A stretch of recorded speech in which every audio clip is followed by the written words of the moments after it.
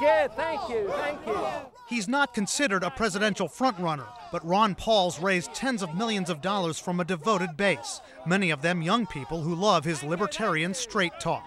The role, of course, is to return this country to sanity. But how's this for straight talk? June 1992, right after the LA riots.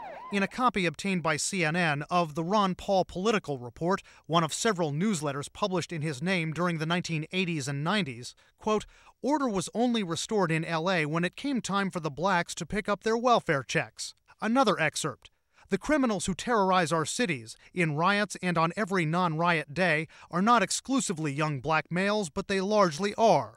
As children, they are trained to hate whites, to believe that white oppression is responsible for all black ills, to fight the power, to steal and loot as much money from the white enemy as possible.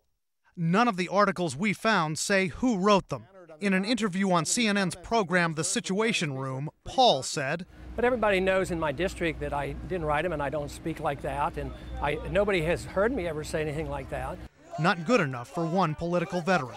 These stories may be very old in Ron Paul's life, but they're very new to the American public, and they deserve to be totally ventilated. I must say, I don't think it's an excuse in politics to have somebody go out under your name and say, oh, by the way, I didn't write that. In some excerpts, the reader may be led to believe the words are Ron Paul's. In the Ron Paul Political Report in October 1992, the writer describes carjacking as the hip-hop thing to do among the urban youth who play unsuspecting whites like pianos. Writes about advice from others on how to avoid carjacking. Then, I frankly don't know what to make of such advice, but even in my little town of Lake Jackson, Texas, I've urged everyone in my family to know how to use a gun in self-defense, for the animals are coming. Paul's spokesman says Paul has lived in Lake Jackson for years, but says Paul never wrote that and is saddened that someone took advantage of him.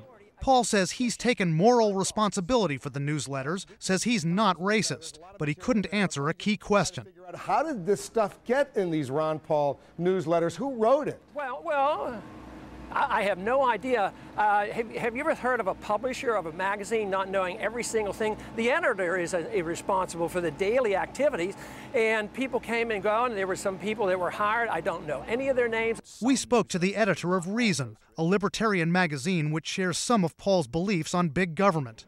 He says he's never heard Paul speak like that, but what he has not done, and what I think some people are looking for him to do, is to say, okay, who wrote what? I mean, there's 20 years give or take worth of newsletters there. Newsletters that rant against Martin Luther King, the Israeli lobby, gays, and AIDS victims. Many of them were reported this week by the New Republic magazine.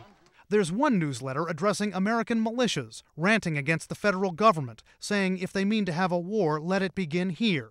That's from January 1995, just as Ron Paul was getting set to take office in his second stint in Congress.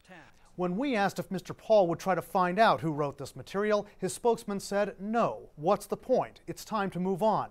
Paul himself says this is all rehash and he's the victim of a political witch hunt. Brian Todd, CNN, Washington.